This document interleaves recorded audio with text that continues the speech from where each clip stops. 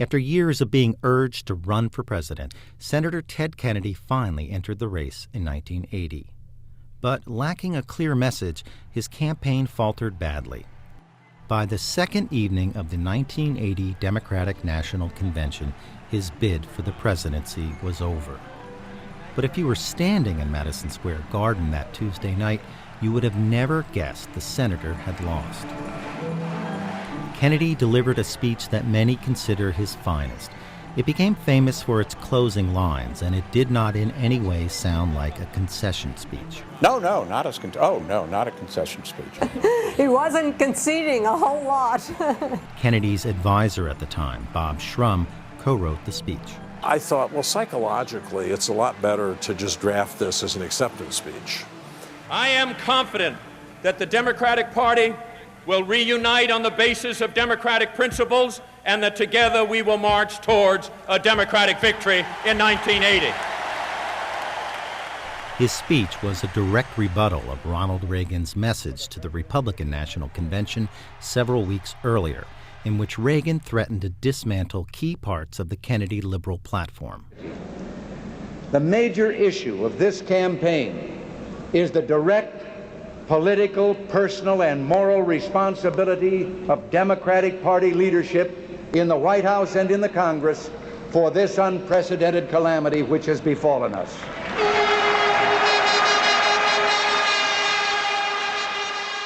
I think Kennedy provided a kind of master class that I don't know if Carter could have taken it up, but in how to deal with Reagan. And the same Republicans who are invoking Franklin Roosevelt have nominated a man who said in 1976, and these are his exact words, fascism was really the basis of the New Deal.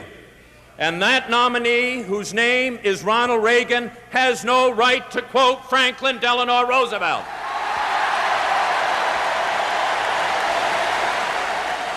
You know, the mystery of it was, how could a man be so contented when he knows he's losing, and everybody knows he's losing? The answer is, he was contented with himself. He was contented with the message he had and thought that in due time it would prevail, and it did. He wanted the speech to set out the principles and ideals of the Democratic Party. The commitment I seek is not to outworn views, but to old values. He knew he was not going to be the nominee, but he wanted to leave that convention and at a peak time in the national audience, make the case that he made about how they would continue to fight.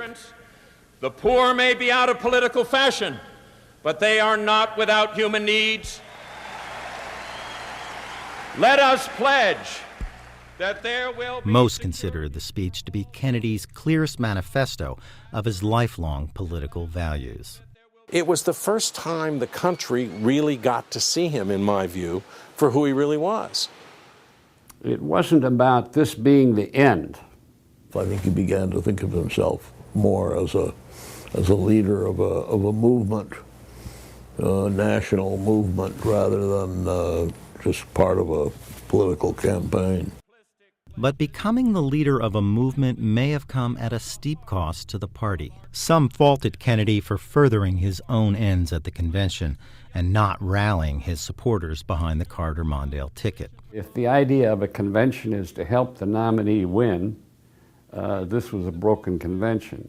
It left a sour mood in America about the Democrats and about us that helped Reagan get through that election.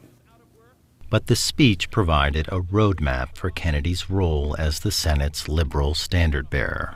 There will be setbacks and sacrifices in the years ahead, but I am convinced that we as a people are ready to give something back to our country in return for all it has given to us.